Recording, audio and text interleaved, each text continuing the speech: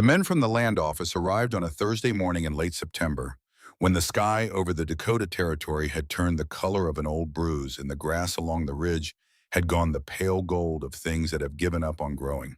They rode in from the east, two of them, their horses picking careful steps along the rutted track that served as a road through this part of the territory.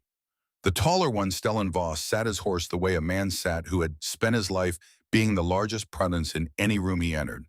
His shoulders were broad under his wool coat, and his beard was the iron gray of a man who had decided somewhere around 40 that certainty was more valuable than doubt and had not revisited the question since. He was the settlement's master builder, the man who had put up more structures in this part of Dakota than anyone else, and he carried that fact the way other men carried weapons, as something that gave him the right to judge what was standing and what was not.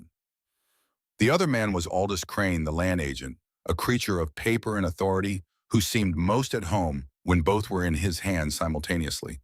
He rode with the careful posture of a man who had spent his life trying to look taller than he was, his collar starched to a rigidity that suggested his soul had received the same treatment.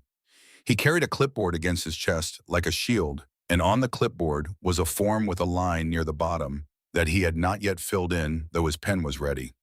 They came over the slight rise and stopped, and for a moment they simply looked at what lay before them. The claim was 160 acres of Dakota prairie, the kind of land that looked like promise in the spring pamphlets the railroads distributed in the eastern cities and looked like something else entirely by October. The grass was short and wind-scoured.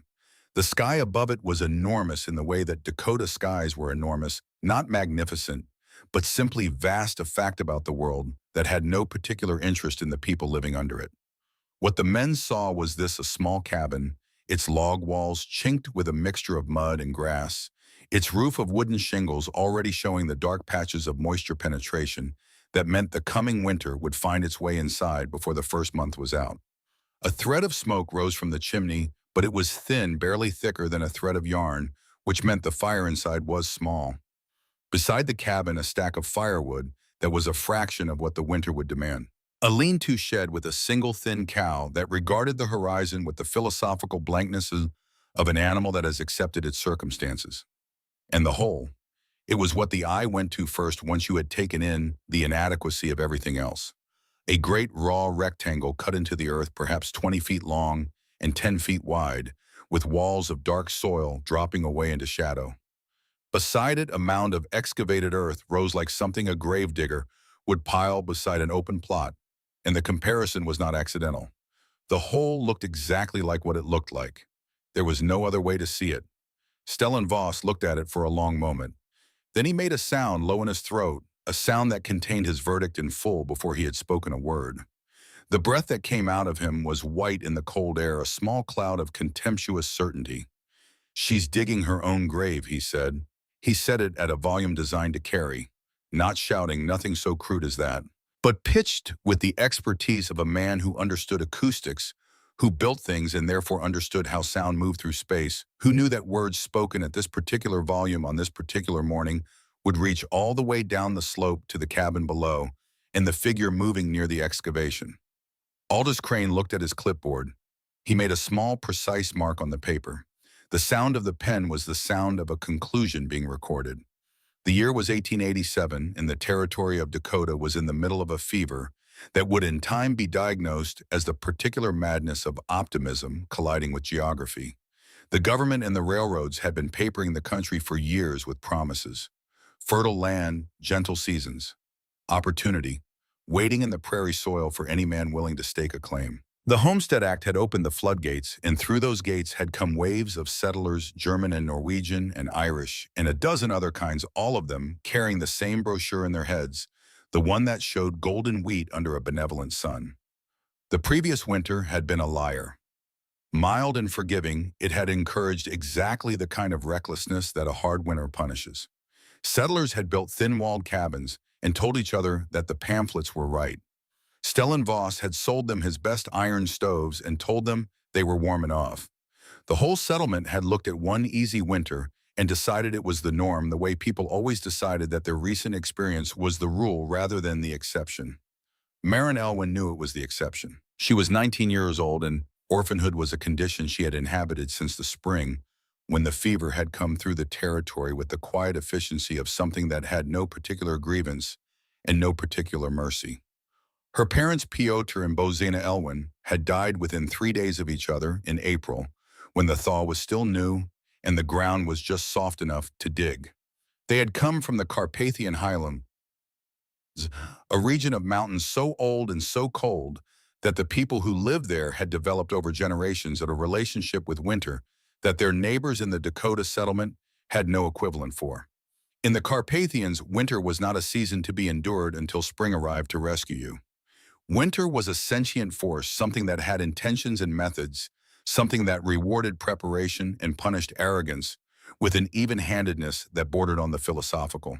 The people of that region had learned to read winter the way sailors read water, not as something to conquer, but as something to understand. Piotr and Bozena had brought this knowledge with them across the ocean, and their neighbors in the settlement had taken it for what people always take such things for when they come from somewhere foreign and old superstition. Peasant belief, the kind of thinking that educated people in a modern country had moved beyond. Marin had grown up watching her father read the land and her mother read the sky, and she had learned both languages. She saw the muskrats in August building their lodges in the creek with walls twice as thick as she had ever seen them build before.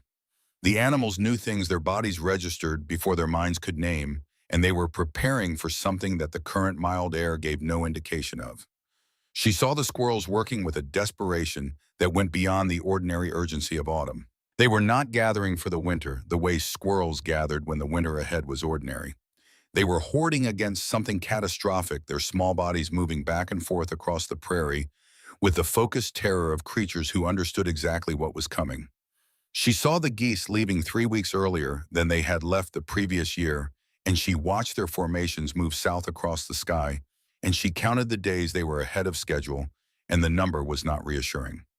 She saw a group of Lakota pass through the territory on their way to the reservation, and one of the elders, a man whose face held the particular weathering of someone who had spent his entire life reading the language the land spoke, had looked at the settlement's cabins with an expression that contained no judgment, only a kind of sorrowful recognition. He had said something in his own language to the young man who served as interpreter, and the young man had looked uncomfortable in the way that interpreters looked uncomfortable when the truth they were translating was one the listeners would not want to hear. What he said the young man had offered translating carefully. The word is difficult. It means something like sorrow. Sorrow for what is coming. Marin had felt that sorrow in her own bones. She had done the accounting of her situation with the unsentimental clarity of someone who has no margin for self-deception. Her father's log stack was barely a third of what it should have been by October. The fever had taken him before the real cutting season. The cabin walls were thin, the chinking adequate for a mild winter and inadequate for a hard one. Her resources were what they were: a half-empty sack of flour, a barrel of salted pork, several jars of the beets her mother had pickled in late summer, one thin cow, and a parcel of land that the men from the land office would take away from her if she could not demonstrate improvement before the spring thaw. According to every measure that Stellenbosch and Aldous Crane applied to the world, her fate was already settled. The lamb was tethered. The wolf was coming. The only question was timing. Marin met them at the door of the cabin. She had seen them coming from half a mile out, and she had set down the pickaxe and walked to the cabin and washed her hands in the bucket by the door, not because she expected the visit to go well, but because her mother had taught her that you met difficulty on your feet and with clean hands. She stood in the doorway, and she did not invite them in. The spade was in her left hand, its handle smooth and dark with the work of years. Her father's grip absorbed into the wood so thoroughly that she could feel him when she held it. She held it loosely, naturally, not as a weapon, simply as the thing she had been holding before they came and intended to hold again when they left. Stellenbosch looked her over with the practiced eye of a man who assessed structures for a living. He took in her height, which was not considerable. He took in her wool dress, practical and worn. He took in the set of her jaw, and he filed this away somewhere in the category of things that were going to make this conversation more tedious than it needed to be. He did not look at the spade because the spade was beneath his notice. Miss Elwin, Aldous Crane began. His voice had the quality of something that had been prepared in advance and rehearsed for tone. He had done this many times, delivered notices to women alone on claims that were failing, and he had developed a particular cadence for it. Sympathetic but unambiguous, the voice of a system explaining why its workings were not personal. We've come to assess the viability of your claim. I see, said Marin. Her voice was low and carried no tremor. She had been crying on and off since April. She was not going to cry now.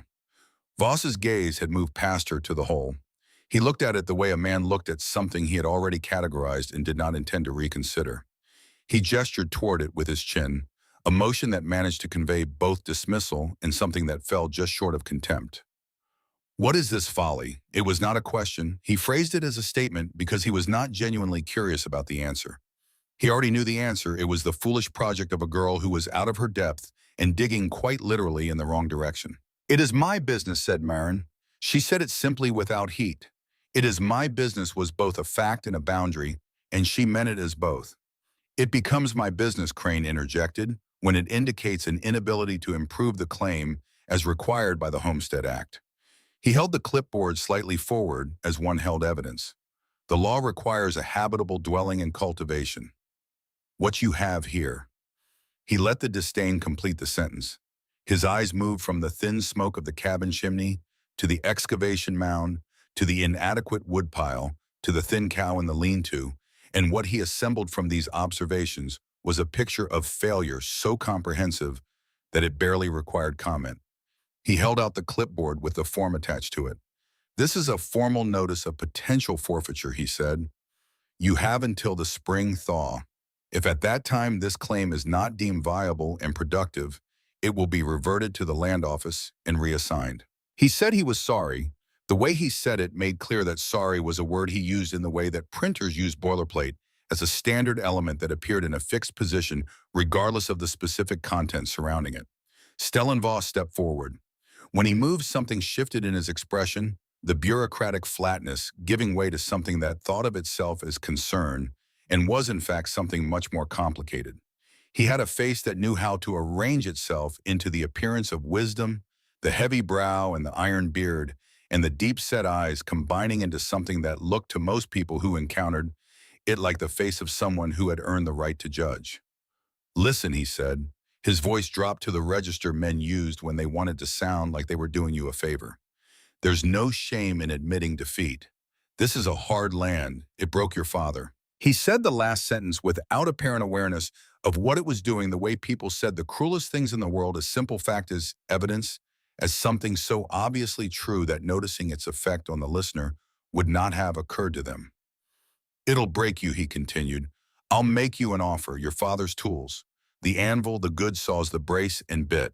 They're of no use to you now. I'll give you $20 for the lot and passage on the next train east back to whatever family you have. $20. Marin knew what her father's tools were worth. She had watched him use them for as long as she could remember, watched his hands on the saw handles and the hammer grips, watched the way he moved through work with the ease of someone who understood his instruments so completely that the understanding had become part of his body. The tools were worth 5 times $20 at a minimum. They were also worth everything that attached to them, which had no monetary value at all, but which she was not going to explain to Stellenvoss. No, she said. The word landed between them. Voss's face shifted again, the concern dropping away like a coat being shrugged off. What was underneath was harder and more honest. He was a man who was accustomed to being right, and people who were accustomed to being right had a particular response to being refused, a tightening, a cooling, a withdrawal of whatever warmth they had offered along with the offer. Suit yourself, he said, but don't come begging when the first blizzard hits. We'll have our own to look after. A community can't carry the dead weight of the unprepared. He turned and walked away. Aldous Crane gave her a nod that contained everything his form of sympathy could manage, which was not much, and followed Voss back up the slope toward their horses. They left her standing at the door of her cabin with the forfeiture notice in her hand and the cold air moving against her face and the sound of their horses receding up the track. And she stood there until the sound was gone, and there was nothing but wind and the thin lowing of her cow and the vast indifferent sky above the Dakota prairie. She looked at the notice. The paper was crisp and white and precise, the printing neat, the language official. Potential forfeiture. Spring thaw deadline. The words had the finality of a sentence delivered by someone with the authority to deliver sentences. Then she looked at the hole. It was 6 feet deep. She could see the change in the soil at the different levels, the darker topsoil giving way to the lighter, denser clay below. She had been digging for 3 weeks, working from before dawn until the light failed, and what she had produced was a hole 6 feet deep and 20 feet long and 10 feet wide.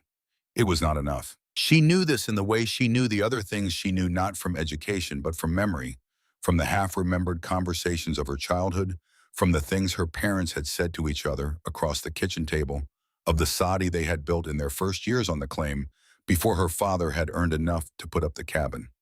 She had been reaching towards something without knowing exactly what she was reaching toward, acting on an instinct that she could not yet name. The naming would come that night. She went inside. The cabin was one-room log walls and plank floor, and a ceiling low enough that she could touch it if she stretched. The iron stove in the corner, Voss's best model, the one he had sold her father with the assurance that it would keep a family warm through anything the territory could produce.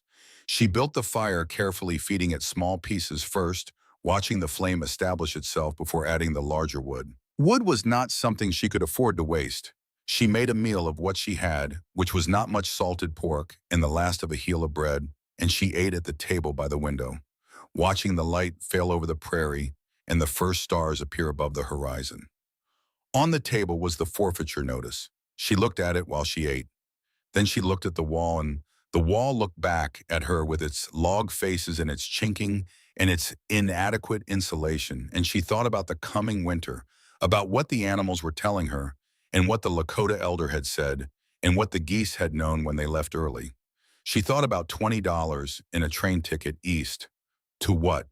To a life of service in someone else's house in some crowded city, a life with no land and no name, and no connection to anything her parents had bled to build. A life in which everything they had sacrificed would simply stop mattering, would be absorbed into the indifferent machinery of a world that had no particular use for the dreams of people who had died trying. No, the word came up from somewhere below, thought from the same place the stubbornness came from the same place all the things that kept her alive came from. It was not a decision. It was a refusal. And refusing was something she had learned before she could name.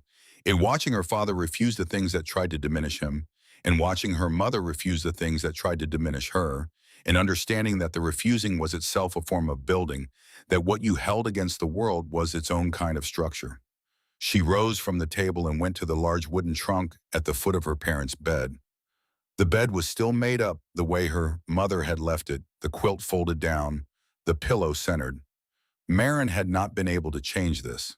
The trunk smelled of cedar and the dried lavender her mother had packed between the linens, and underneath those smells, very faint, the smell of her mother herself, a smell that had no name, but that Marin recognized in the way you recognize the things that predated language, before you had the words for what you felt. She had known the trunk all her life. She had helped her mother pack it when they prepared to leave the Carpathians, and she had helped her mother unpack it when they arrived. She knew every item in it by touch and smell, the embroidered blouses and the linen tablecloths and the small wooden icons wrapped carefully in cloth, the photographs and the letters and the objects whose meanings she had never needed to ask about because some meanings did not require words. She went through these layers, carefully setting them aside with the same care her mother had used to fold them. And at the bottom, beneath everything, she found what she had not known she was looking for. It was a bundle wrapped in oilcloth, tied with a length of cord that had been knotted and reknotted over what looked like many years, the cord darkened with handling, and the knots worn smooth with repeated tying and untying. She had seen it before as a child, had reached for it once, with the natural curiosity of a child for anything mysterious in a parent's possession, and her mother had gently moved her hand away. For a time of great need, her mother had said. In the old language, the phrase had a weight to it that translated imperfectly. It meant not simply a time when you needed something, but a time when the need itself defined the moment, a threshold, a turning point, a before and an after. Marin looked at the bundle in her lap. Her fingers were stiff with cold, and with the weeks of work in the excavation, the joints swollen slightly at the knuckles, the skin cracked at the fingertips, where the dry autumn air had found the seams. She worked at the knots. They took time. When the last one gave way, she folded back the oilcloth. Inside was a book, It was a journal bound in leather that had aged to a deep brown, the surface cracked in patterns that reminded her of the bottom of a dried creek bed. The cover was embossed with a pattern she did not recognize, a swirling design that might have been stylized vines, or perhaps something more abstract, something meant to suggest movement or growth. The leather had the solidity of something that had been made to last, made by someone who intended it to survive them. She opened it. The pages were filled with handwriting in an ink that had faded from black to a deep reddish brown, the color of old blood, and the script was one she could read only imperfectly, the Carpathian dialect of her grandparents' generation, its letters familiar in shape, but combined in ways that outpaced her ability to follow. But alongside the script on nearly every other page was something she recognized immediately and completely: her mother's handwriting. The careful, deliberate block letters that Bozina Elwyn had used when she wanted to be certain of clarity, the handwriting of a woman who had learned written language as an adult and approached it with the earnest precision of someone for whom writing was still an act requiring full attention. Her mother had translated the journal. Not all of it, not continuously, but in the margins and on facing pages and in the spaces that the original writer had left her. Mother had spent years rendering the old woman's words into a language her daughter could read. And more than just the words, she had copied out the diagrams, redrawing them in her own hand, with careful labels, adding notes and clarifications in the margins, turning the original document into something that a girl who had grown up between two languages could use. Marin carried the book to the table and positioned the candle so that its light fell directly on the pages, and she began to read. The journal had been written by a woman named Sophie, her mother's mother, a grandmother she had never met, and knew only from the stories her mother had told. In those stories, Sophie had been a figure of considerable legend, a woman who had, by family account, performed agricultural feats in the Carpathian highlands that her neighbors had found inexplicable, coaxing life from soil that should have been dead, growing things in conditions that should have prevented growth. The neighbors had called it many things over the years, but Sophie's family had known what it actually was, which was knowledge. Hard-won, carefully accumulated, painstakingly recorded knowledge. She read. The first diagrams she encountered were cross-sections of the earth drawn with surprising technical precision for a woman who had presumably had no formal training. They showed structures built into the ground, dug down rather than built up, their relationship to the surface indicated by dotted lines representing the frost line, the depth to which winter cold could penetrate the soil. The labels in her mother's hand explained below the frost line the earth maintains a constant temperature regardless of surface conditions. In this region, in these mountains, the stable temperature is approximately equal to the annual average air temperature, not warm by any summer measure, but above freezing, reliably, consistently, perpetually above freezing. Marin looked up from the page. She thought about the hole she had been digging, 6 feet deep. She had been acting on something she could not name, a half-remembered fragment from her parents' conversations, a sense that the answer to the winter was in the earth rather than above it. She had been right in a direction and wrong in degree. 6 feet was not enough. The frost line in this territory went deeper. The journal specified at minimum 10 feet, preferably 12. Below 12 feet, the earth would hold its steady warmth through any winter the surface could produce. She turned the page. The next principle the journal addressed was what Sophie called the generosity of the sun. Even the winter sun, low in its arc across the sky, was a source of energy so vast that a person who knew how to receive it properly could use it to grow food in temperatures that would otherwise make growing impossible. The key was the angle of reception. A roof surface angled correctly to face the winter sun's low path through the sky would intercept that light with far greater efficiency than a vertical wall or a horizontal surface. The journal specified the angle 45 degrees oriented due south. This was not a guess or a preference. It was a calculation arrived at through years of observation and adjustment, refined by the particular unforgiving honesty of results. The roof was to be made of glass. Marin sat with this for a moment. Glass was not something she had. Glass was not something she could easily acquire. Glass in the Dakota Territory in 1887 was a commodity, and commodities required money. And money was precisely what she did not have. She kept reading. The journal addressed the next principle with what Marin was beginning to recognize as Sophie's characteristic method, stating the problem, identifying the resource that solved it, and then explaining the mechanism by which the solution worked.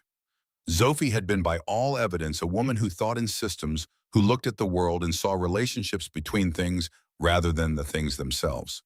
Thermal mass, her mother's translation read. The problem with capturing the sun's heat is that heat captured in air is heat that will escape again when the sun is gone. Air has no memory. The solution is to capture the heat in something that does have memory, something dense and slow, something that will absorb the warmth during the hours of light and release it back gradually through the hours of darkness. The drawing showed stone, walls of stone lining the subterranean structure, acting as the battery for the solar energy that the glass roof would collect, and inside the structure barrels of water. Water, Sophie had written in a sentence that her mother had underlined twice, is a miracle of thermal capacity. It holds more heat per unit of volume than almost any other common substance. A barrel of water warmed by the day's sun will release that warmth into the surrounding air all through the night. Marin read the sentence twice. Then she sat back and looked at the candle flame, and she thought about the 4 large wooden barrels that were currently sitting empty in the lean-to, where her father had stored them, intending to use them for something he had not gotten to before the fever came. She thought about the creek half a mile away, still running under a skin of ice at this time of year, still carrying water. She thought about the stones in the creek bed, and along its banks the flat stones her father had said were good building stones, the stones she had seen him turn over with his boot in a habitual gesture of assessment. She thought about the excavation outside the hole 6 feet deep that she had been digging without knowing exactly why, acting on something that was half memory and half instinct and had now finally been given its proper name and its proper dimensions and its proper instructions. She turned page after page, reading through the diagrams of ventilation and drainage, reading the notes on which plants grew best in the cool, stable temperatures of the subterranean space, reading the records Sophie had kept over decades of seasons in the Carpathian Highlands, the harvest weights and the temperature readings and the adjustments made year by year as understanding deepened and the system improved. Her grandmother had grown tomatoes in January. She had grown lettuce and spinach and kale and herbs through winters that would have stopped the growth of anything in ordinary soil.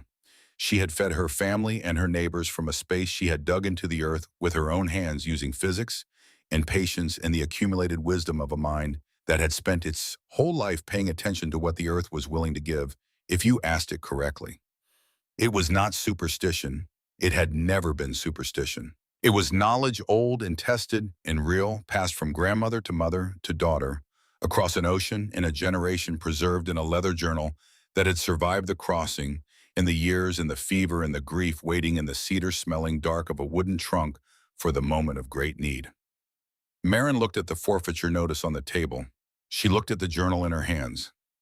One of these documents represented the certainty of men who had confused their ignorance for knowledge and their confidence for competence. The other represented a century of genuine understanding, hard-won from one of the most unforgiving landscapes on earth, paid for in labor and cold, and the patient recording of results.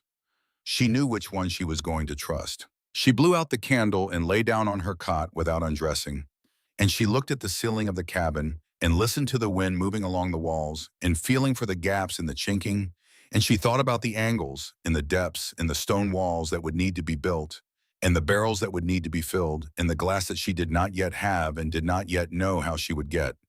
The cold pressed in from outside, the particular cold of a Dakota October night that suggested, without quite committing to it, the depth of cold that was coming. Before dawn, she was up. Before the light was sufficient to work by, she was already down in the hole, the pickaxe in her hands, the point of it finding the dense clay with a rhythm that had nothing tentative about it now. Every strike was purposeful. Every movement of dirt from the excavation to the surface was an argument, a construction, a proof being assembled against the certainty of Stellenbosch. She understood now what she was building. She understood why she needed to go deeper than the frost line, and why the stones from the creek bed were not incidental but structural, and why the south-facing slope of the roof was not an aesthetic choice but a physical necessity. She understood the relationship between the sun's winter angle and the glass surface she would need to receive it, and she understood why the water in the barrels was not just water, but a thermal battery, a system for storing the energy of the day against the cold of the night. The knowledge made the work different. It was still brutal. The clay at 10 feet was harder than anything she had encountered in the upper soil, and the stones embedded in it jarred her arms with each strike, and sometimes refused to move at all until she had worked around them from multiple angles, prying and chipping until they surrendered. Her palms tore through their calluses and bled, and then built new calluses over the blood. She wrapped them in strips of cloth, and the cloth wore through, and she wrapped them again. But the knowledge meant she was not simply exhausting herself in the prairie. She was building something. Every foot of depth was a foot below the frost line, a foot of protection against the cold that was coming, a foot of distance between her seedlings and the winter that was going to kill everything above the surface. 6 feet became 8, 8 became 10. Stellan Voss rode by on a Wednesday, his horse picking careful steps along the track road, and he pulled up at the edge of the excavation and looked down at her working 8 feet below the surface. She looked like something she had dug up herself, dirty from her hair to her boots, her breath coming in white puffs in the cold air. Still digging, he called down. His voice had the warmth of a man who considered himself generous with his mockery, who believed he was doing the person receiving it a service by being honest. She did not look up. She did not answer. She swung the pickaxe. The sound of the impact traveled up the walls of the excavation and reached him, and for a moment he seemed uncertain what to do with her silence. Mockery required a response, even if only a flinch, to do the work it was meant to do. Her silence turned it back on him with nowhere to go. He rode away. She swung the pickaxe again. 10 feet became 12. At 12 feet, she stopped digging down and began digging out, extending the floor of the excavation to the full 20 feet she needed, clearing the last of the loose material, smoothing the earthen walls as best she could with the flat of the spade. She stood at the bottom of the completed excavation and looked up at the rectangle of sky above her, the pale October blue framed by the dark walls of earth, and she took a breath of the air at the bottom. It smelled different down here. Not the sharp surface smell of autumn prairie, cold and dry, and carrying the scent of dying grass. This was something older and more fundamental. The smell of earth at depth of minerals and moisture, and the slow, dark processes of things decomposing and transforming over geological time. It was the smell her grandmother had written about, the smell of the earth's interior warmth, subtle but unmistakable. Marin pressed her palm flat against the earth wall. It was cool but not cold.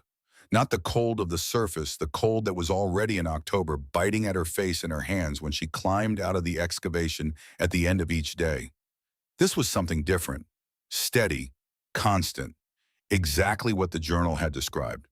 Below the frost line, the earth maintains a constant temperature, not warm by any summer measure, but above freezing, reliably, consistently, perpetually above freezing. She was standing in it. She was standing at the bottom of the structure her grandmother had described and her mother had preserved, and the forfeiture notice had tried to take from her, and the earth around her was already doing exactly what Sophie had written that it would do, holding its quiet warmth against the cold that pressed down from above. Marin stood at the bottom of the hole for a long moment. The sky above her was the pale October blue of a late afternoon, and the wind that moved across it was the beginning of something that would not stop moving until spring. She had 12 feet of excavation completed. She had stone to collect from the creek bed, and mortar to mix and walls to build, and a glass roof to figure out, and barrels to fill, and seeds to plant, and an entirely insufficient amount of money to do any of it. She had a forfeiture notice with a deadline. She had a journal that her grandmother had filled with 40 years of understanding. She put her hands on the earthen walls and began to climb out. There was a great deal more to do. The stones did not come willingly. Nothing in the Dakota Territory came willingly. That was the first lesson the land taught, and it taught it without variation or exception to every person who arrived with the belief that wanting something badly enough was a form of preparation. The land did not negotiate. It did not take into account what you needed or what you had sacrificed to get here or what the pamphlets had promised. It simply was what it was, and what you got from it was precisely what you were willing to pay in full. Marin paid in full. The creek was half a mile from the claim, which meant each trip with the wheelbarrow was a mile of travel over ground that was uneven and increasingly frozen, the ruts and hollows of the track road, trying to catch the wheel and tip the load. She went in the mornings before the temperature dropped back from whatever fragile warmth the midday sun provided, loading the wheelbarrow with the flat stones from the creek bed that her father had always said were good building stones, the ones he had turned over with his boot in the habitual gesture of a man who noticed materials the way other men notice faces. She noticed them differently now. She loaded them with the understanding of what they were going to do, what role they were going to play in the system her grandmother had designed. These were not just stones, they were thermal mass. They were the battery of the structure, the element that would absorb the sun's heat during the hours of light and release it back into the air during the long cold night. The journal had been specific about their qualities: dense, substantial, without significant air pockets. The flat stones from creek beds were ideal. Sophie had used exactly this kind of stone in the Carpathian Highlands, and the record she had kept of the results over decades was the record Maren was working from. She thought about Sophie often in those weeks. Her grandmother had died before Maren was born, and what she knew of her was the legend version, the stories her mother had told in the evenings in the cabin, stories that had the particular quality of family mythology, larger than ordinary life, but anchored to it, rooted in real geography and real cold and real winters that had actually happened. Now working through the journal, she was getting the other version, the version behind the legend, the one that showed not the miraculous outcomes, but the work that had produced them. Sophie had not been born knowing these things. She had learned them the way all real knowledge was learned, by doing and failing, and recording the failure and adjusting and doing again. The journal was full of crossed-out calculations and revised diagrams. Notes written in one season and contradicted in the next, the whole document, a record of a mind in conversation with reality, correcting itself, improving, never satisfied with what it understood, because understanding was always provisional in the face of what the earth could still teach you. Maren found this more useful than the legend. The legend gave you awe. The journal gave you a method. By the end of the second week of hauling stones, she had enough to begin the walls. She mixed her mortar from the creek clay and the dry grass she gathered from the prairie, the same mixture her father had used for the cabin, chinking, a technique that the settlement's newcomers called primitive, and that her parents had known was one of the most effective insulators available in a landscape that offered limited alternatives. She worked the mixture to the right consistency, not too wet and not too dry, and she began laying the stones against the earthen walls of the excavation building, up from the floor, with the flat faces inward, fitting them together with the careful interlocking of a person who understood that the wall she was building had to last through something she could feel coming but could not yet see. The work in the excavation was different from the digging. The digging had been violence in its way, a sustained attack on the earth's resistance, a battle measured in broken stone and burning muscles and the slow accumulation of depth. The wall building was something else. It required attention of a different kind, spatial attention, the three-dimensional problem-solving of fitting irregular pieces together into a coherent whole. Her father had been a man who understood this kind of work, who could look at a pile of stones and see the wall they wanted to become, and she found herself working in ways that felt like memory rather than invention, her hands finding solutions her mind had not consciously formulated. She thought about his hands on the saw grips and the chisel handles and understood in a way she had not understood before that what he had given her was not just the tools but the knowledge of how to use them, absorbed through years of watching, without knowing she was watching, stored in her body alongside everything else. The mockery continued. Stellan Voss made a point of passing by every few days, and he rarely passed by alone. He brought his eldest son, a 16-year-old, who had his father's eyes and his father's confidence, without the substance that Voss had at least partly earned. He brought other men from the settlement, neighboring claimants who had built their cabins with Voss's guidance and who trusted his assessment of what was viable and what was not. They would stop their horses at the edge of the excavation and look down at her, working, and their expressions contained the same mixture she had seen in Voss's face from the beginning: dismissal, pity, and something underneath both of those that was harder to name, something that went to work when a person was confronted with someone who was doing something they did not understand. Still digging to China, Voss would call down, "Find any gold yet?" She did not look up. She did not answer. His son tried once. "My father says you're touched in the head. He says the winter will make this your coffin." She heard the words. They landed as words land, and she felt their weight, the specific cruelty of coffin, delivered by a 16-year-old boy who thought he was repeating wisdom, when he was actually repeating his father's fear in a cruder form. The children who passed on the track road had begun calling it the girl's grave. She had heard this too, had heard a group of them whispering as they passed, the name passing between them, like something they had been told by an adult and were testing the weight of. The girl's grave. One afternoon in the third week of November, she was working at the bottom of the excavation when she stopped. She had been laying the final course of the stone wall along the east face, fitting a particularly stubborn piece into a gap that kept refusing to close cleanly, and she had stopped because something had shifted in the quality of her own silence. Not the silence of concentration, but the silence of a person who has heard something that has reached past the surface defenses and found the place underneath. She put down the stone she was holding. She stood in the bottom of the excavation and looked up at the rectangle of November sky above her, the pale gray of a sky that had been deciding about snow for a week without committing to it. The walls of earth and stone rose around her on all sides. The depth of the excavation meant that the rim was well above her head, that to someone standing at the surface looking in, she would appear as a small figure at the bottom of a very deep hole. She looked at her hands. They were not the hands she had brought to this place. The hands she had brought had been a young woman's hands, still carrying the smoothness of the years before hard work had made its permanent changes. These hands were different. The skin was cracked at the knuckles, rough-surfaced, and ingrained with soil that had found its way into the grain of her skin and would not come out, not through any amount of washing. The palms were layered with calluses that had built up over weeks of pickaxe and shovel and wheelbarrow handles broken and reformed until they had achieved a density that felt like a different material entirely, like the hands of a woman who had been doing this kind of work all her life. She recognized these hands. She had seen them before at the end of her mother's wrists. She had held them, these hands, in the last weeks of her mother's life, had felt the roughness of the palm and the strength still resident in the grip even when the rest of her was failing. And before that, in the old country, stories her mother had told, the hands that appeared in all the accounts of Zophie were always described this way, as hands that knew what they were doing, hands that had earned their knowledge through the specific currency of sustained physical work.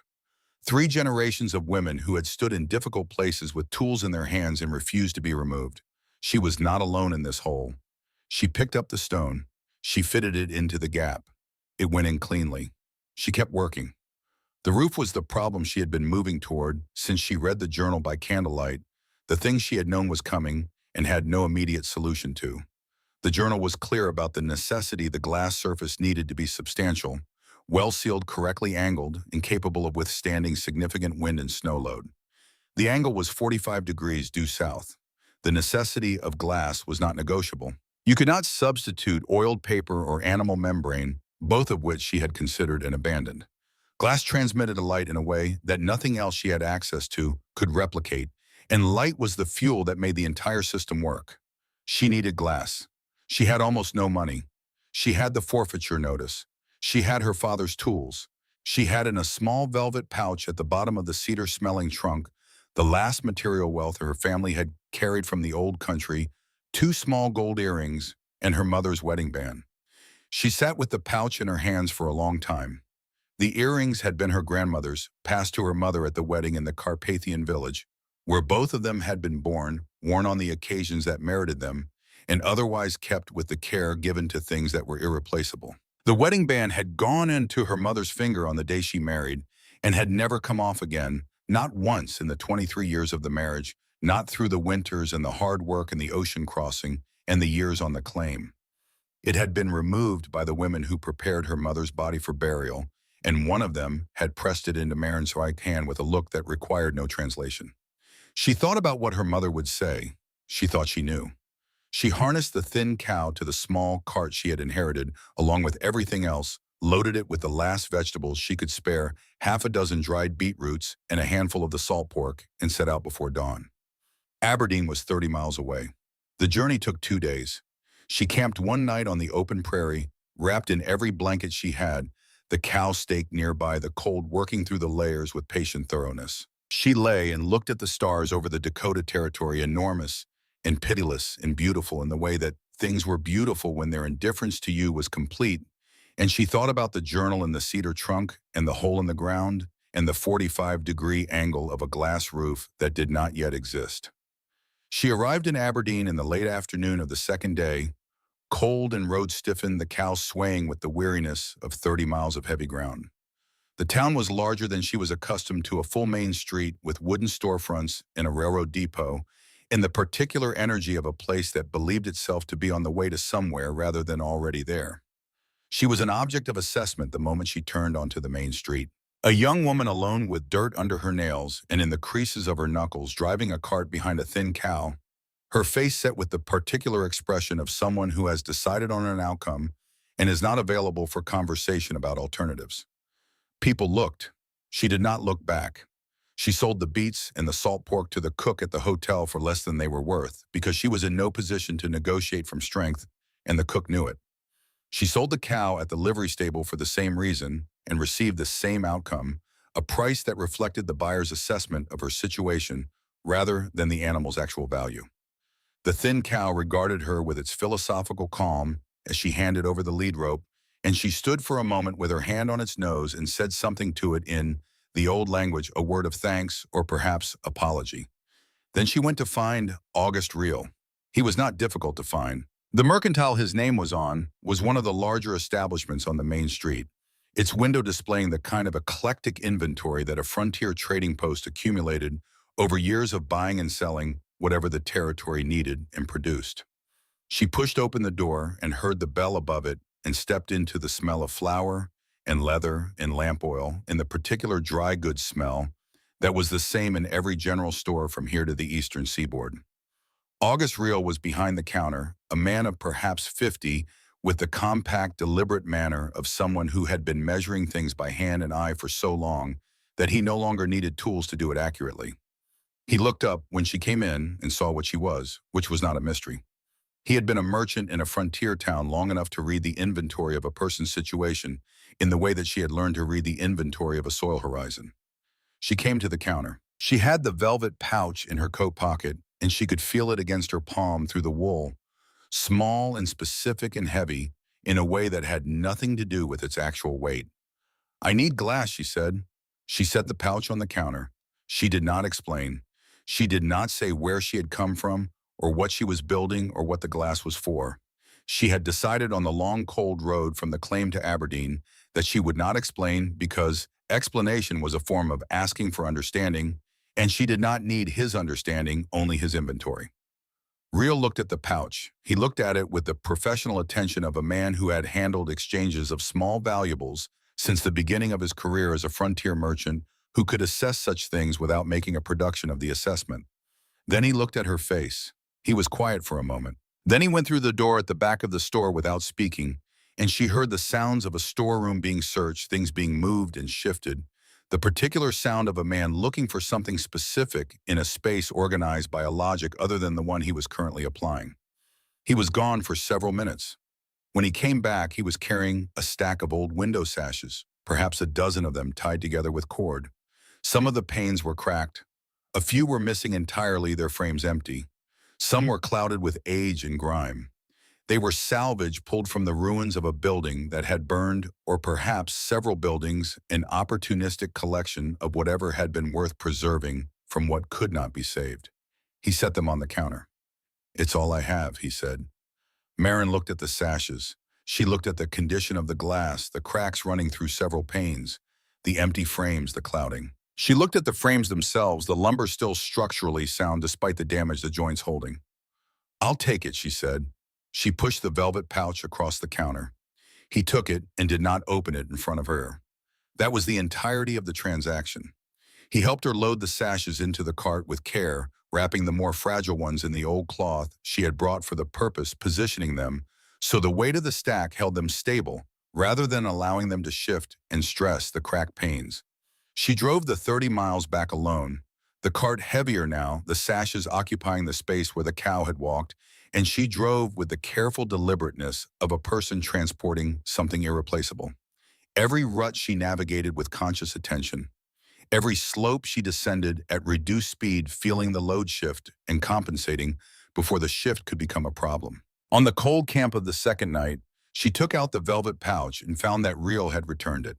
He had kept what was inside and left the pouch itself, the faded velvet that had held her mother's earrings and her mother's ring through the ocean crossing and the years on the claim. She sat with the empty pouch in her hands for a moment. Then she folded it carefully and put it in her coat pocket close to her chest next to the journal. The cold frame construction took 3 weeks. She worked from her father's lumber and her own salvage, the collapsed shed at the back of the property, yielding boards that were still sound beneath their weathered exterior. She built the north side of the roof, first the short, steep slope that would face into the prevailing winter wind, laying it with thick straw, and then the sod she had carefully saved from the initial excavation, each piece set grass side down over the straw, and then a final thick coat of the clay and grass mortar plastered smooth. It was ugly and it was effective, and effectiveness was the only measure she was applying. The south-facing slope was the precise work. The angle mattered. 45 degrees was not approximate. Sophie's journal had specified it as the result of decades of adjustment, the angle that captured the maximum possible solar energy from the sun's low winter arc across the southern sky at this latitude. Too steep and the sun hit the glass at a glancing angle that reduced transmission. Too shallow and the glass was angled toward a sky the winter sun rarely occupied. 45 degrees was the answer, and she measured it with the bevel square from her father's tools and checked the measurement 3 times before she began setting the framing. She fitted the window sashes into the frame with the careful attention of a person doing surgery, because the integrity of each joint was the integrity of the whole. Where panes were cracked, she pressed clay mortar carefully into the crack from both sides, working it until the seal was complete, and would she hoped hold against wind pressure.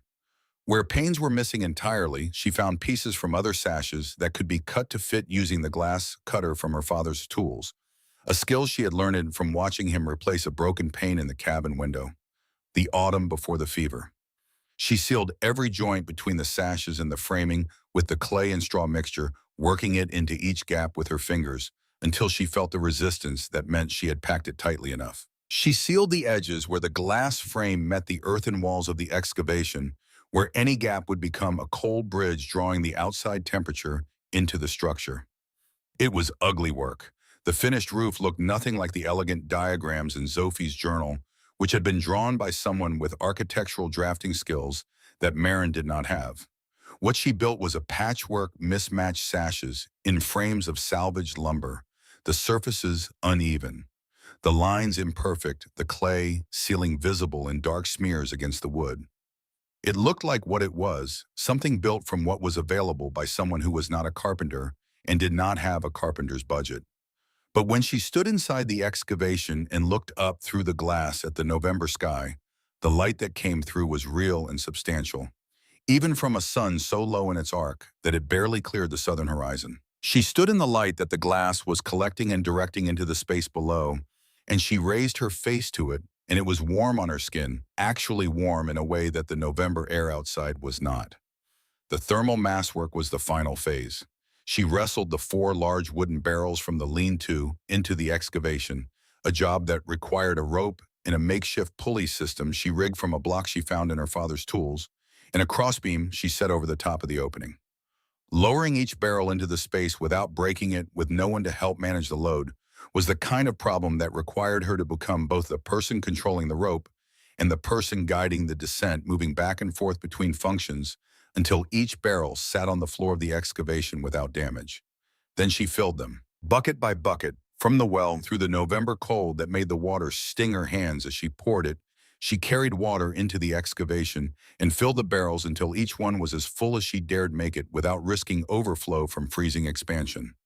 This was the thermal mass water, the slow warmth holder that would receive the sun's heat during the day and release it through the night.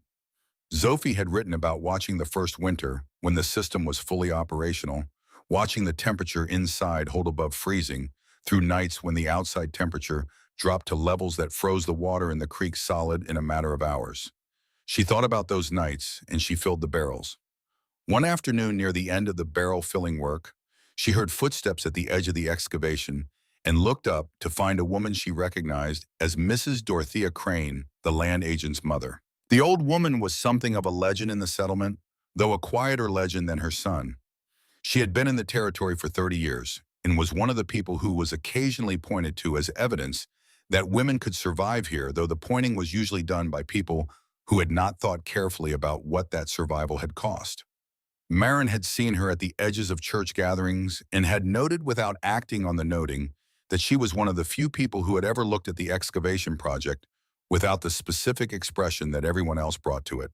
The old woman stood at the rim and looked down at the structure inside, at the stone walls and the water barrels and the raised planting beds that Marin had begun constructing along the sides, filling them with the rich topsoil she had saved and the compost from the pile her mother had maintained through the summer. Her face was a web of fine lines, the kind of face that came from decades of wind and sun and cold, and her eyes held something that Marin had not seen in any face since her parents died.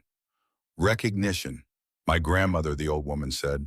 Her voice was raspy with age and the cold. In Denmark. She stopped. She looked at the structure again, at the angle of the roof and the stone walls and the barrels. She spoke of such things, she said. Earth, keeping warm in earth. She held out a bundle wrapped in cloth. A woman who works like that deserves more than scorn. Marin took the bundle. Inside was a small, round loaf of bread, dense and brown, still warm from the oven, releasing a smell so ordinary and so overwhelming that she felt something move through her chest that she was not prepared for. She had not tasted fresh bread in months. She had forgotten, in the long accumulation of difficulty, that bread was something that existed in the world. She felt the sting in her eyes and did not try to prevent it. Thank you, she said. The old woman nodded once, a slow and deliberate motion that carried more weight than most people put into a sentence. Then she looked at the sky, the same sky Marin had been reading for weeks, and her expression changed into something that was not worry exactly, but its more experienced cousin. Be careful, child, she said. A storm is coming. A bad one. I feel it in my bones. She turned and walked away, a small stooped figure growing smaller against the vast gray prairie sky, moving back toward the settlement with the care of someone who knew how to conserve motion. Marin stood in the opening of the excavation and held the warm loaf and watched her go. When the sound of her footsteps was gone, she climbed down the stairs into the structure and sat on the edge of one of the planting beds and ate the bread, slowly tasting each bite with the deliberate attention she gave to things she could not afford to waste. The planting beds she had built along the sides of the excavation were the last elements of the system that needed to be in place before the seeds went in. She had lined them with the flat stones from the creek bed, smaller than the wall stones, acting as a layer of thermal mass at the growing level to protect the root zone from any cold that might penetrate the soil surface during the most extreme nights. She had filled them with a mixture of the saved topsoil and the compost from her mother's pile and a quantity of the creek bottom silt that she had hauled in bucket loads, mineral-rich material that Sophie's journal identified as one of the best soil amendments for enclosed growing environments. She planted on a Thursday in late November when the first real snow had dusted the prairie and the temperature outside had dropped into the range that made working above ground a battle of attention against the cold's persistent effort to narrow your focus to mere survival. Inside the excavation, with the glass roof panels in place and the system beginning to function, temperature was measurably different.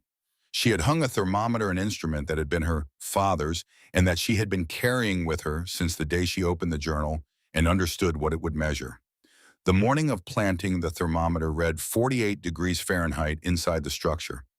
Outside, it was reading just above freezing, the kind of day that was cold, but not yet the thing that was coming. By afternoon, with the low November sun falling through the south-facing glass at its 45-degree angle, the temperature inside had climbed to 62. Marin sat back on her heels and looked at the thermometer for a long time. Then she took out the seed envelopes her mother had saved and labeled in her careful block letters through the summer. The cold, hardy varieties that Sophie's journal had identified as the best performers in enclosed growing conditions. The cutting lettuces and the spinach and the kale, the varieties of carrot and beet and turnip that grew their most important parts underground in the warm soil. A few precious envelopes of herbs, parsley and thyme and rosemary plants that asked for little and gave back more than they took. She planted them with the same attention she had given to everything else, basing them according to the journal's recommendations, pressing each seed to the correct depth in the prepared soil, firming the surface gently over each planted row. As she worked, she read the labels her mother had written on each envelope, the familiar handwriting and the familiar, careful block letters, and she understood that these were not just seeds. They were the last thing her mother's hands had touched with the intention of future growth, saved and labeled and set aside against a winter that Bozina Elwyn had not lived to see. She finished planting as the light through the glass was beginning to take on the lower angle of late afternoon. the sun moving toward the southwestern horizon, where it would disappear much too early. She stood in the middle of the structure and looked at the planted beds, the dark, rich soil with its faint corrugations from her fingers, the seeds invisible in it waiting. The temperature on the thermometer read 58 degrees. Outside through the glass, she could see the sky darkening in the northwest, with the specific darkness that meant weather. A darkness that was not the ordinary darkness of coming night, but something denser, something that had weight and intention in it. The clouds along that horizon were the color of an old bruise, the same color the sky had been on the morning Voss and Crane had come to assess the viability of her claim. She thought about what Mrs. Dorothea Crane had said. A storm is coming, a bad one. I feel it in my bones. She looked at the thermometer. She looked at the planted beds. She looked at the stone walls with their stored thermal mass and the water barrels with their stored thermal mass and the angled glass roof with its collected warmth. All of it working together the way Zophi had designed it to work, the interlocking system of physics and patience and understanding that kept the interior of this space above freezing, regardless of what the surface was doing. She climbed the stairs and stepped out into the cold and stood on the surface of the prairie and looked at the northwestern sky. The darkness on the horizon was not moving the way ordinary weather moved. It was not a storm system tracking across the sky from point to point in the way she had learned to read weather systems over years of watching this sky.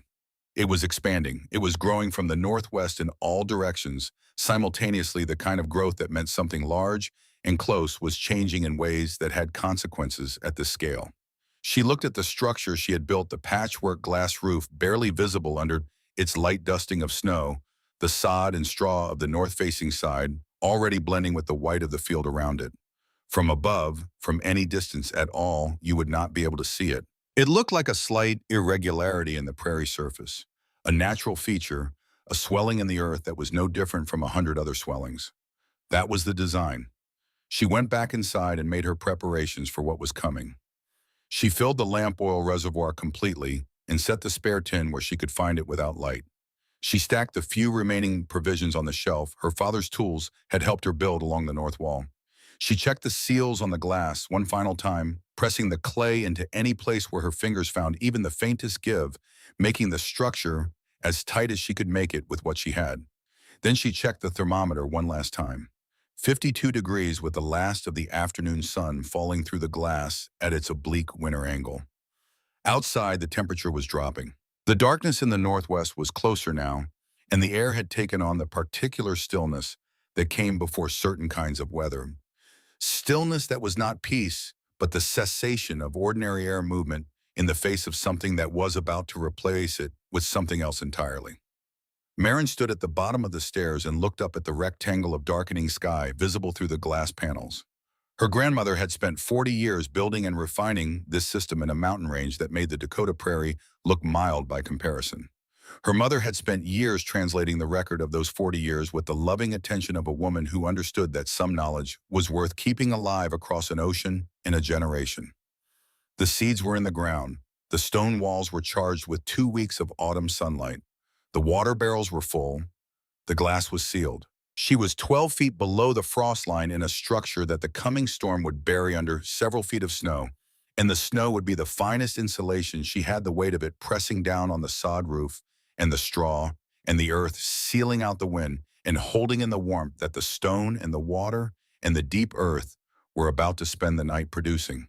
The darkness reached the edge of the sky above the glass. The stillness broke, and the world above the surface of the Dakota Territory began its transformation into something that would be given a name before it was finished. The change came between one breath and the next. Not gradually, not with the warnings that reasonable weather provided, the darkening sky and the rising wind and the incremental dropping of temperature that gave a person time to understand what was approaching and prepare some response to it. There was the strange warm morning of January 12th, the yellow-gray sky that Marin had been watching since before dawn with the attention of someone who understood that the most dangerous deceptions were the comfortable ones. And then there was the wall. It came out of the northwest as a solid mass, not weather, but a replacement for weather, not wind, but the abolition of the air that had existed before it arrived. The temperature dropped 40 degrees in the time it took a person to turn from a window and call out to the children to come inside. The ice crystals it carried were not snow. They were something finer and more violent than snow particles of frozen water, so numerous and so fast-moving that they constituted a medium rather than a precipitation, a horizontal blindness that erased the world between one heartbeat and the next. This was the day that would be given a name. In the settlement, the deceptive warmth of the morning had done exactly what deceptive warmth was designed to do. Children had walked to the schoolhouse in light coats because the temperature had suggested light coats were appropriate. Men had gone out to check their livestock and their trap lines because the mild air had invited exactly that kind of careless confidence. Stellan Voss had stood on the porch of his house that morning, the house he had built with his own hands and his own considerable skill and his absolute certainty about what constituted sound construction in this territory, and he had looked out at the yellow-gray sky and declared the back of winter broken. He had said it with the authority of a man who had been saying things with authority for long enough that the saying and the believing had become indistinguishable from each other. He had said it to his wife who was hanging washing in the thin warmth. He had said it to his oldest boy who was splitting wood with the half-hearted energy of someone who had been told to split wood and was splitting enough of it to satisfy the letter of the instruction. He had said it loud enough that the neighbors who might have been within earshot could hear it because pronouncements of this kind derive part of their authority from having witnesses. Then the wall arrived. The washing was gone in seconds, taken by a wind that had no interest in the domestic arrangements of the people living in its path. The temperature collapsed. The yellow-gray sky became a white chaos so complete and so immediate that Voss's wife, who was 40 feet from the porch when it hit, had to find her way back by following the sound of her husband's voice. He stood at the door of the house he had built and watched the storm replace the world with itself, and he felt the specific chill that had nothing to do with the temperature, the chill of a man who has just realized that the thing he was wrong about was more serious than the things he was usually wrong about. He went inside and stoked the stove. The stove was the best iron stove available in the territory. He had sold dozens of them to the settlers whose cabins he had also built, and he had believed in both the cabins and the stoves with the faith of a man who had put his name on them. The stove produced heat with the ravenous efficiency of a thing that had been designed to do exactly this. It consumed wood at a rate that initially seemed fine, then concerning, then alarming. By the end of the first day, a cord of wood that should have lasted a week was reduced to less than half. The heat the stove produced went where heat went in a thin-walled structure, up the chimney and through the walls and into the shrieking white, nothing outside where the storm processed it, the same way it processed everything indifferently. The corners of the main room showed frost at the junction of wall and floor, a development that Voss looked at with the expression of a man encountering information that contradicts everything he has staked his reputation on. His wife moved the children to the main room. She wrapped them in everything available. She kept the stove burning because the alternative to the stove was not a temperature she was prepared to contemplate. Emmett was 8 years old, Voss's youngest, a boy with his mother's eyes and his father's habit of watching the world with a directness that sometimes made adults uncomfortable. He had been outside when the storm arrived, playing in the brief warmth of the morning, and he had breathed whatever the storm carried in its first minutes before anyone could get him inside. His cough began that evening. It was a reasonable cough at first, the cough of a child who had breathed cold air and whose body was registering this fact. By the second day, it was something else. It had acquired a depth and a roughness that came from lower in the chest than a surface cough came from, and it had the persistent quality of something that was not going to clear on its own with rest and warmth. There was not enough warmth. The second day of the storm was the day the reality of the structure became undeniable. The wood supply that Voss had accumulated with such satisfaction through the autumn was burning at a rate that could not be sustained. The chinking he had applied between the logs with such expertise was admitting cold at every gap the wind found, and the wind found all of them, because the wind at 60 miles an hour carrying ice crystals that could work their way through a gap a human finger could not have identified was more systematic in its search than any inspector he had ever seen. He sat in the corner nearest the stove, and he listened to Emmett cough, and he thought about what he knew and what it had cost him to know it and what it was costing him now. He thought about the whole. The thought came from somewhere he had not expected it to come from the place where the mind went when it had exhausted the available inventory of reasonable options and was beginning to consider the inventory of unreasonable ones. The thought was not hope. Hope required some foundation and plausible outcome. The thought was more primitive than hope. It was the last flicker of a father's refusal to stop the animal insistence of a creature whose children were in danger, that there must be something left to try on. She is dead, he told himself.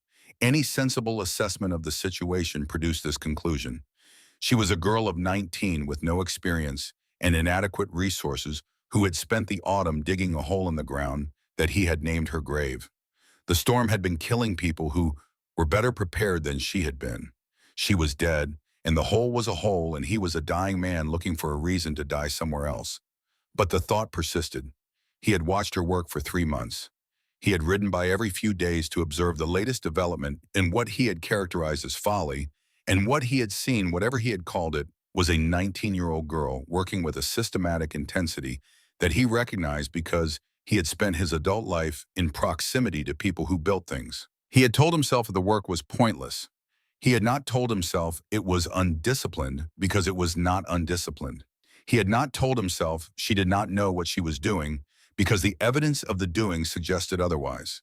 He had attributed the methodology to stubbornness, and the stubbornness to grief, and grief to the ordinary category of emotions that made rational people irrational, and he had ridden away satisfied with this assessment.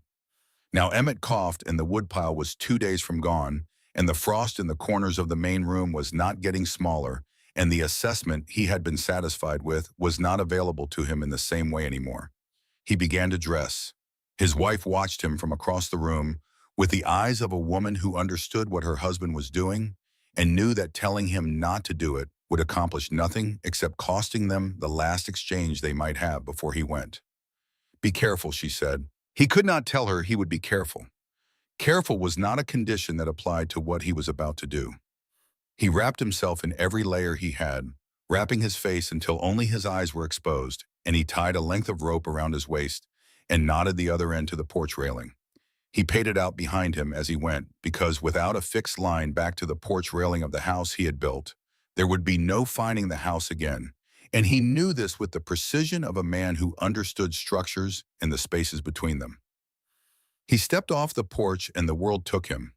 There was no up, there was no down, there was no direction that presented itself as a reliable guide to the location of anything. There was only the horizontal white chaos that the storm had made of the air, and the cold that was not cold in any ordinary sense, but a physical pressure that sought entry at every boundary between his layers and his skin, and the wind that was not wind in any ordinary sense, but a sustained mechanical force that had been operating at this level for 2 days and showed no indication of being done. He crawled. He crawled on his hands and knees along what he believed to be the track road, feeling for the slight difference in surface between the packed earth of the road and the grass on either side, a difference he could barely register through the thickness of his gloves and his boots. He stopped every few feet and turned his back to the wind and breathed, because breathing against the wind directly meant not breathing. He counted his rope as it paid out behind him. He was not driven by hope. He was driven by something older and simpler than hope, something that did not require a plausible outcome, something that was simply the refusal of a father who still had rope left to continue until the rope was gone. It took him the better part of 2 hours to cover the distance he could have walked in 15 minutes on any other day. His hands and face had passed through the ordinary stages of cold, and now at the other side into the territory where sensation was becoming intermittent, where his mind was supplying sensory information based on memory rather than actual feeling. He was sobbing without being aware of sobbing, his face a frozen mask of everything that had been accumulating since he had stood on his porch and declared the back of winter broken. He was not going to find anything. He was going to find a snow-covered hole in the ground with a dead girl in it, and then he was going to be in the storm without enough rope to get back, and that was going to be the end of it. And the last thing Stellenbosch would have done with his life was crawl through a blizzard to be proven right about something he wished he had been wrong about. He crawled through what he believed to be the approximate location of the Elwyn claim and found nothing, and kept crawling and found nothing, and then his hands found something that was not nothing. A rise in the earth, slight but real, a shape under the snow that was not the shape the prairie made when it was covered in snow, not the smooth and featureless blanket that the storm had applied to the flat ground. Something with geometry in it, something with intention.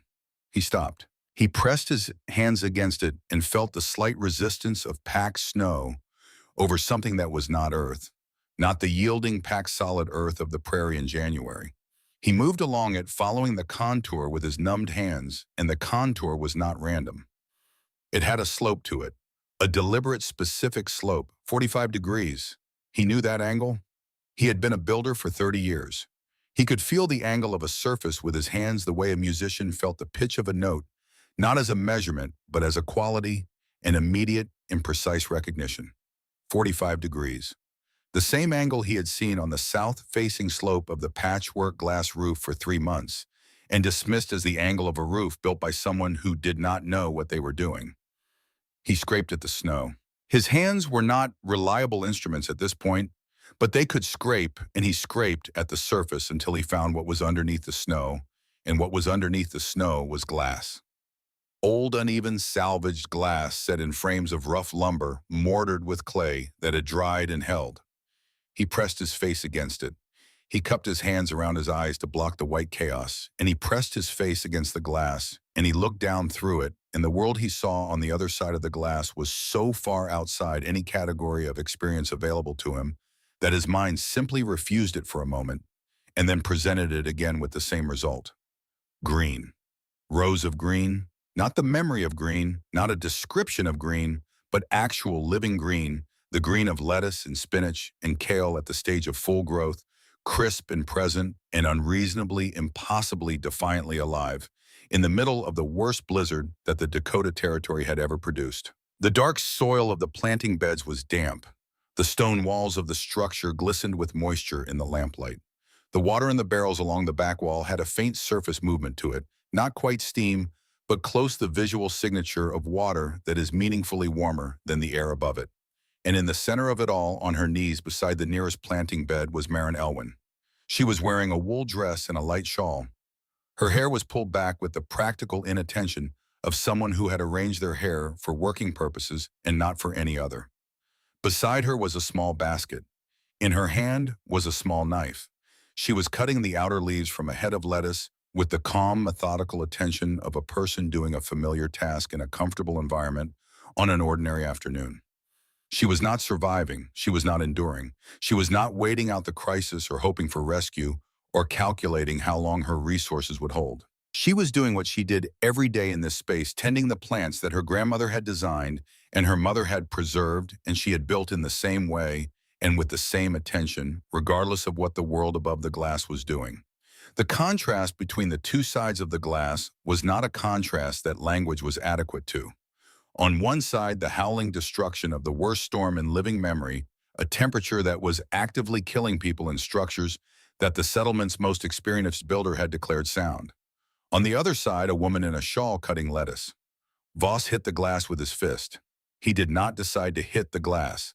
The decision was not involved. His fist hit the glass because his fist had run out of other responses to what his eyes were reporting, because the part of him responsible for responses had received information it could not process in any other way, because 40 degrees of temperature drop in 4 minutes, in 2 hours of crawling through a blizzard, and the sound of Emmett's cough rattling shallower in his chest had stripped away everything that normally stood between the raw animal self and the glass.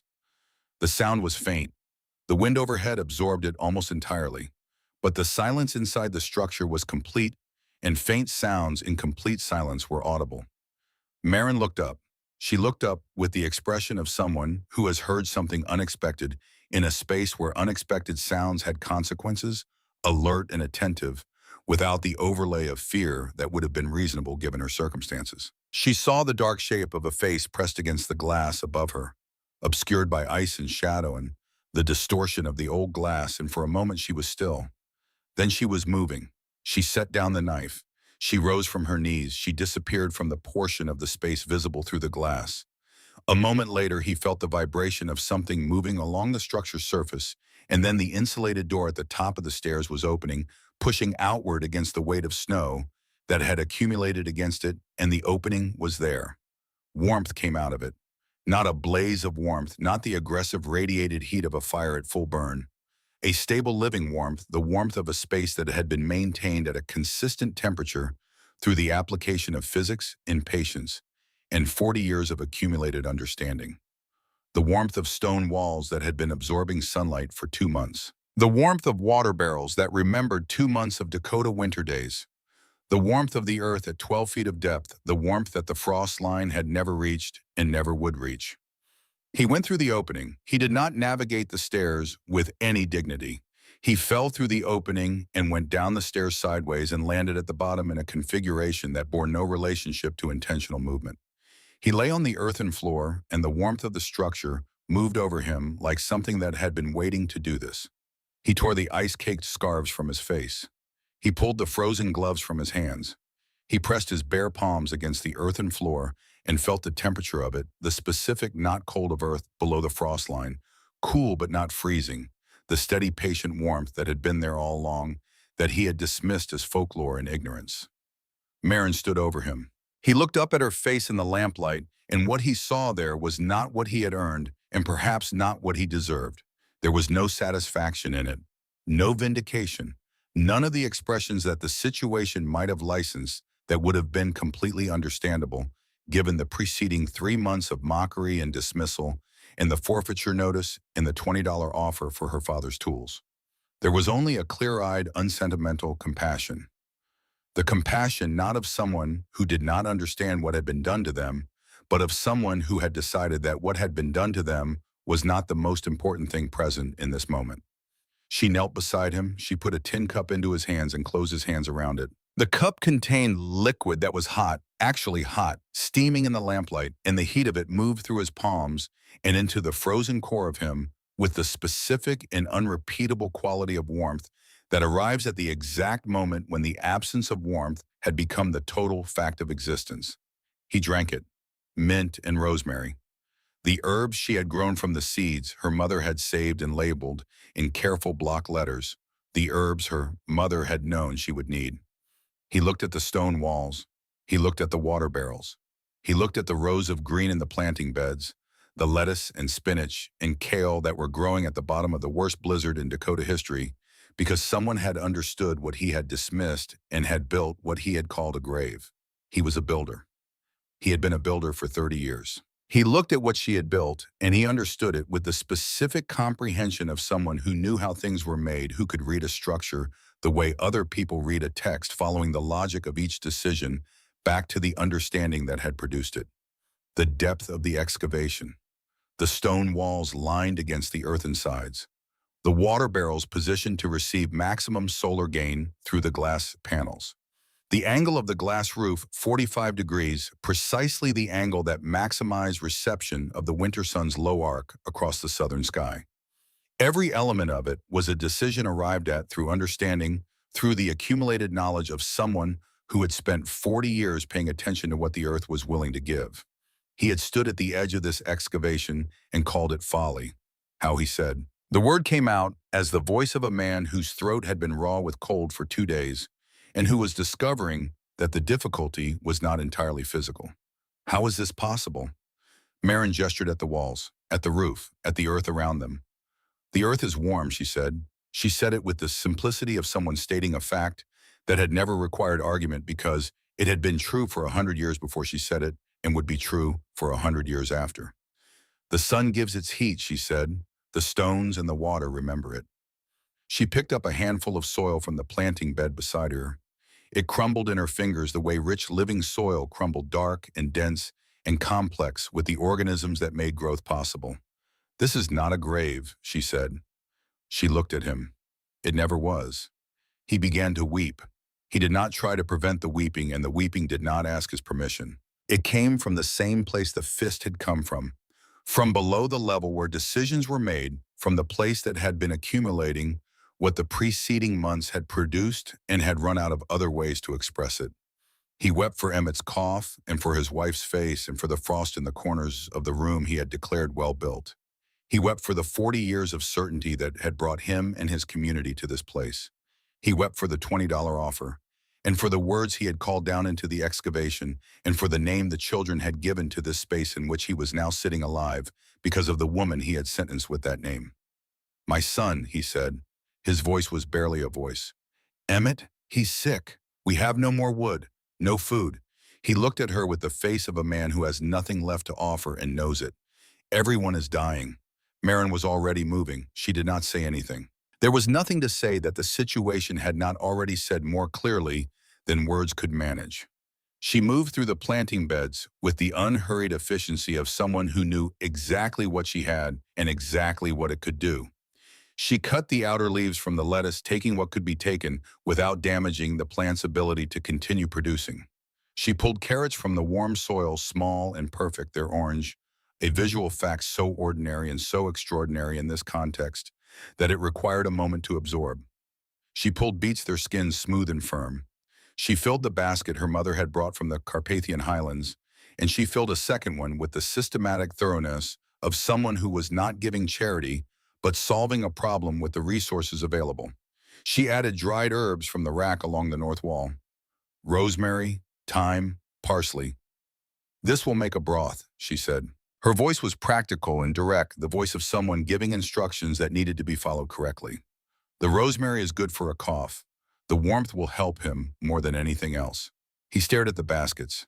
He had offered her $20 for her father's tools. He had ridden by every few days to observe her work and contribute his verdict from horseback. He had brought his son to watch and learn the shape of failure. He had said, "Don't come begging when the first blizzard hits." He had said, "A community can't carry the dead weight of the unprepared." She was giving him 2 baskets of vegetables and a remedy for his sick son. Shame was a physical sensation. It sat in his chest and pressed outward against his ribs from the inside, and it had no exit. She bundled herself in her father's coat and her wool hat and her mittens with the same efficiency she brought to everything. She took the second coil of rope from the peg on the wall, and she tied one basket to her own back with a length of cord and handed him the other. "Stay behind me," she said. "Keep hold of the rope. Don't stop moving, no matter what you feel." She looked at him with the directness she had been looking at the world with since the morning he had ridden down the slope to tell her what her life was worth. "Can you stand?" He stood. They went out. The wind hit them both, and she absorbed it the way she had absorbed everything else, by understanding it rather than fighting it. She moved low to the ground, reading the surface with her feet finding the track road by the memory of a path she had walked in every kind of weather for months. She had learned the hollow of this particular stretch of terrain, the way she had learned the angle of the winter sun, not as a measurement, but as a knowledge that lived in the body, immediate and automatic. He followed her. It was the most accurate description of the relationship between them now and going forward. She moved and he followed. She knew and he learned. She had built the thing he had called impossible, and the thing he had called impossible had just kept him alive. And the knowledge of how to build it had come from a woman who had spent 40 years in a mountain range that would have ended his certainty in the first season. He followed her through the white chaos of the worst storm in the territory's history, a small, determined figure ahead of him, with 2 baskets of vegetables and a rope leading him back toward the house he had built that was killing his family. When they came through the door of the Voss house, his wife's face went through several expressions in rapid succession, each one superseded by the next before it could complete itself: shock and relief, and the particular quality of a face confronting something that exceeds the emotional categories available to it. The vegetables were the last thing she expected. The crisp green leaves of the lettuce, the firm orange of the carrots, the deep red of the beets. These colors had no business being present in January, in a house where the corner frost had been spreading since the first night of the storm, and they were present, and she could not stop looking at them. Marin was at the dead stove before anyone asked her to be, working with the competence of someone who had been coaxing fire in difficult conditions all winter. She had the last remnants of the broken chair burning within minutes. She put water on. She began the broth. She went to Emmett first. She knelt beside the boy, and she put her hand on his forehead, and she spoke to him quietly in a tone that contained no alarm, because alarm was not useful to a sick child, and she knew what was useful and what was not. She looked at Voss over the boy's head, and her expression told him what he needed to know, which was that this was recoverable, that the warmth and the broth and the rosemary would do what they were designed to do, that the outcome was not already written. Emmett drank the broth. The color change was slow, and it was real. Not dramatic, not the instant transformation of a folk remedy in a story.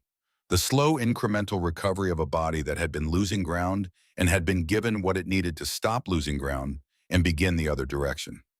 Voss watched his son drink the broth that the girl he had sentenced to death had grown in a hole he had named her grave, and he sat with all of this in the particular silence of a man who is not going to look away from what he has done, because looking away is what he had been doing, and the results were in. They went to the Crane house next. Aldous Crane opened the door and looked at Marin with the expression of a man whose system for categorizing the world had produced results that the categories could not contain. He was cold. His mother was behind him, wrapped in every layer of clothing she owned, and the old woman looked at Marin and at the basket and at the cold, purposeful face of the 19-year-old girl she had brought bread to in November. The girl she had watched all summer and all autumn, and in whom she had recognized something that her Danish grandmother had told her about in a voice that held the same quality as the journal, the quality of knowledge that was older than the people transmitting it. Dorothea Crane nodded. It was the same nod she had given in November, the nod that confirmed what she had already known before confirmation was required. There was no surprise in it. There was only the quiet satisfaction of a faith that had been tested and had held a satisfaction that was not vindication, but simply the settling of a thing that had been uncertain into the category of things that were certain. Aldous Crane, the man of paper and authority, the man who had delivered the forfeiturer's notice, with the practiced cadence of a system explaining itself, looked at the basket of vegetables in the worst storm in the territory's history and had nothing to say that was adequate to what he was looking at. He helped carry his mother through the blizzard. They descended the stairs into the Elwyn structure, the Crane family and the Voss family, and the third family Marin had led through the storm by rope, and they filled the corners of the space that had been built for growing things and found that it held them. The stone walls held their warmth. The temperature held at 49 degrees. The oil lamp burned with the steady patience of a flame that had adequate fuel and adequate air and no reason to hurry. Above them, the storm screamed at a register that had nothing left to escalate to. Below the glass in the lamplight, among the rows of green that had no business being alive, and were alive anyway, the families of the Dakota Territory settlement that had named this place a grave sat in the warmth of the earth and listened to the storm fail to reach them. Emmett fell asleep against his mother's side with the deep, uncomplicated sleep of a body that has been given what it needed and is responding with the straightforwardness of things that are not complicated. His cough was quieter. His color was better. Marin moved through the space, checking the planting beds, adjusting the wick of the lamp, doing the ordinary work of tending the structure, because the structure required tending regardless of how many people were sitting in its corners, because the work did not stop being the work, because the context had changed. Dorothea Crane watched her. The old woman's eyes moved from the stone walls to the water barrels to the glass roof buried under the blizzard's accumulation, taking in the elements of the system, with the recognition of someone whose grandmother had described a system very much like this one in a farmhouse in Denmark in the language of women who knew things that the men around them had not thought to learn. "You understand it," Marin said. It was not a question. "My grandmother built something similar," the old woman said. "In Denmark. She said the earth was a friend if you knew how to ask it." Marin looked at her. "That is exactly what my grandmother said," she said. The storm held for 4 days. On the fourth day, it broke with the same abruptness with which it had arrived, the wind ceasing between 1 hour and the next, and the silence that replaced it being so complete, after 4 days of continuous roar, that several people woke from sleep because the absence of sound was louder than the sound had been. They came up the stairs into a world that had been remade. The prairie was gone. In its place was a succession of drifts so large and so geometrically various that the landscape the settlement had occupied was only inferable present as an idea beneath a surface that had been freshly imposed over it. The settlement's cabins were mounds. Several had sustained structural damage that was visible even under the snow. The shallow root cellars were total losses, their contents frozen solid, the winter food supply of an entire community converted to ice by a temperature that the 3 and 4 feet of those cellars had never been designed to resist. The accounting was long and sobering and would take weeks to complete. Marin stood on the surface above her structure and looked at the settlement and felt the particular quality of a morning after the clarity of a world that has been through something and is being seen for what it actually is, rather than what it had been assumed to be. She felt tired in the way of someone who had been working towards something for months and had arrived at the place the work had been aimed at and was not sure yet what to do with the arrival. She went back inside and checked the thermometer. 51 degrees. The thermal mass had held through 4 days of the worst blizzard in the territory's recorded history. The planting beds were undamaged. The seedlings were exactly as they had been before the storm, because the storm had not reached them, because the design had worked, because 40 years of careful observation in the Carpathian Highlands had produced a system that the Dakota Territory winter could not defeat. She harvested the morning's lettuce. A week after the storm broke, they came. Not two of them this time. Not the careful pair of assessors with their clipboard and their condescension. A procession, 8 men, 10 more, moving along the track road toward the Elwyn claim, with their hats in their hands, in the specific posture of people who are coming to say something that has cost them something to arrive at. Stellan Voss was at the front. He was not the same man who had sat his horse on the rise above the claim in September and pronounced the verdict. The storm had taken something from him that the cold had only started. The arrogance was gone in the way that things went gone when the evidence against them was too comprehensive and too recent to be argued with. What was left was a man, which was not a small thing, but it was a different thing from what had been there before. Aldous Crane was beside him. He was carrying paper. Not the clipboard, not the form with the line near the bottom and the decisive pen mark that had sounded like a verdict being recorded. He was carrying a single sheet of paper that was different from all the paper he had carried before, and when Marin came to meet them at the edge of the claim, he held it out, and she took it, and she read it. It was the deed to 160 acres in the name of Marin Elwyn, free and clear, signed and witnessed and recorded in the county land office, in terms that left nothing subject to review. Crane reached into his coat pocket and produced another piece of paper. He looked at it for a moment, and then he tore it. He tore it carefully, deliberately into pieces small enough that they could be trusted to the wind, and he released them, and the wind of the January morning took them and distributed them across the white prairie, and they were gone. "The land is yours," he said. His voice had lost the rehearsed cadence of the official performing an official function. It was only a man's voice now. He cleared his throat. "My mother, she said from the beginning that you were a woman of substance. I'm sorry it took me this long to understand what she meant." He stepped back. Voss stepped forward. He had been thinking for a week about what to say, and what he had arrived at was not a speech. It was shorter than a speech. It was the kind of thing that was shorter than a speech, precisely because it was more expensive, because the words that cost the most were not the many, but the few, because what could be said with many words could be said with fewer honest ones. And there was a point at which adding more words was a way of diluting the honest ones with the comfortable ones. "We were wrong," he said. He said it the way it needed to be said, without qualification and without the renegotiation that qualifications performed, without the but that would have transferred part of the accounting to circumstances or bad luck or the inherent difficulty of predicting winter in a new territory. "We were wrong, and our wrongness nearly killed us, and you saved us anyway." He looked at her. "We don't come for charity," he said. "We have nothing to offer you that approaches what you've given us. We come to ask." He gestured at the men behind him, settlements men, the builders and the farmers, and the men who had stood at the edge of the excavation and laughed at the girl digging in the wrong direction. "Teach us," he said. "Teach us what you know. Teach us what your grandmother knew. We will build what you tell us to build. We will dig where you tell us to dig." He paused. "We will listen." Marin looked at the faces of the men who had come. She looked at each face long enough to see it, the fear and the humility, and underneath both of those, the thing that was more valuable than either the particular quality of people who had been certain about the wrong things and had survived being wrong about them and had arrived on the other side of that survival change. She went into the structure. She came back with the journal. The leather cover was dark with the handling of 3 generations of women, cracked in the pattern of something that had been used rather than preserved, its embossed, swirling design, worn smooth at the places that hands most naturally held it. It had crossed an ocean. It had survived a fever and a forfeiture notice, and a blizzard that had been given a name, and it was here in her hands in the Dakota Territory in January 1888, exactly where her grandmother's 40 years of work had been aimed. "The knowledge is not mine alone," she said. She held the journal out toward them. "It belongs to anyone with the will to listen to the earth. That summer, the settlement did not build cabins.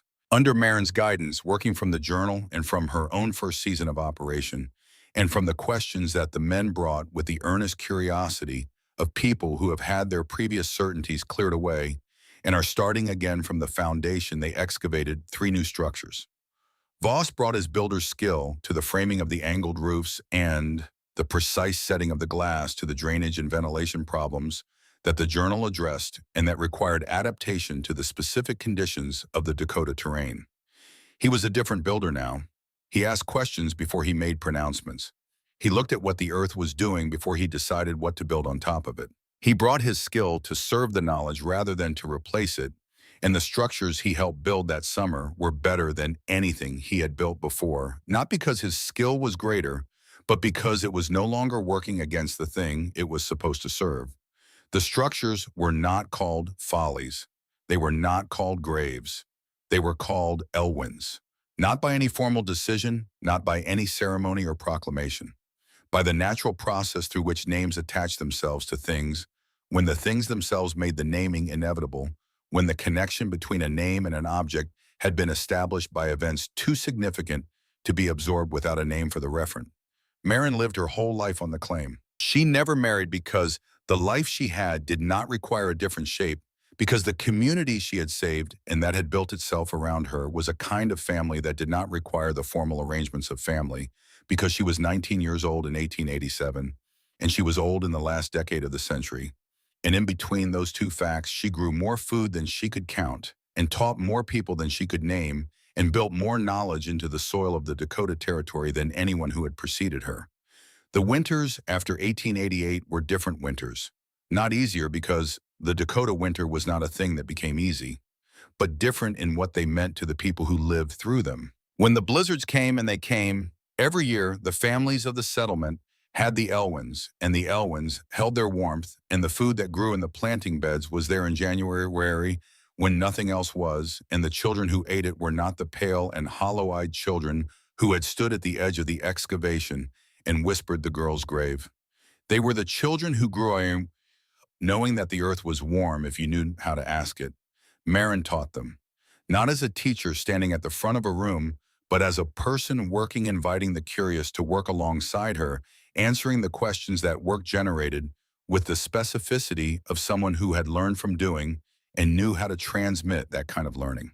She taught from the journal and from her own additions to it, the decade-by-decade accumulation of observations and adjustments and refinements that continued the conversation Zophi had begun and that Bozina had preserved. She grew old in the way that people grew old when their work was their life and their life was their work, when there was no distinction between the self and the thing the self was doing that would have allowed aging to register as loss.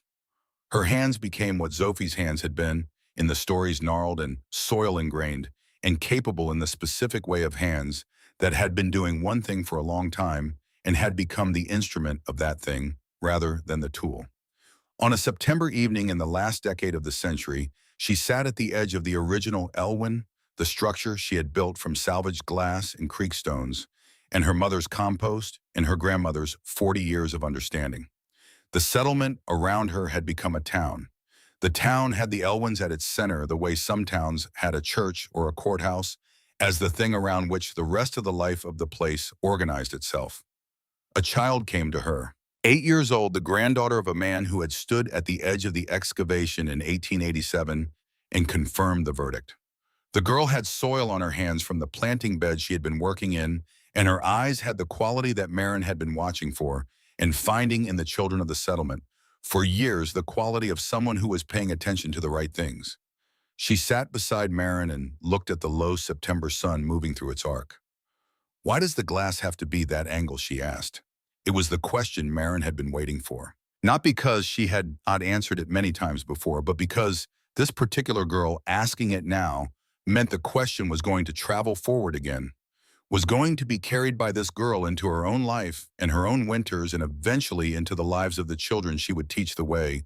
The question had traveled from the Carpathian Highlands across an ocean and a generation to arrive in the hands of a 19-year-old girl with a forfeiture notice and a pickaxe and a hole that was not deep enough. Because the sun is lower in winter, Marin said, and the glass has to face it directly to receive what it has to give. The girl thought about this with the focused silence of someone doing actual thinking. How did you know that, she asked? My grandmother knew it, Marin said, and my mother remembered it, and I built it. The girl looked at the glass roof catching the September light at its precise and deliberate angle. Can I learn it, she asked. Marin looked at her. It is the kind of knowledge, she said, that only grows if you give it away. She stood up.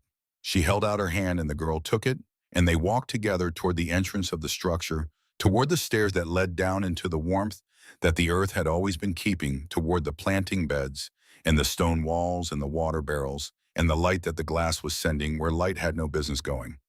Below the frost line, the earth maintained its constant temperature, as it had always done, as it would continue to do long after the names of the people who had learned to ask it correctly had been absorbed into the land itself, and the land had continued without them, patient and warm and full of everything that was waiting to be grown by anyone who had the will to dig.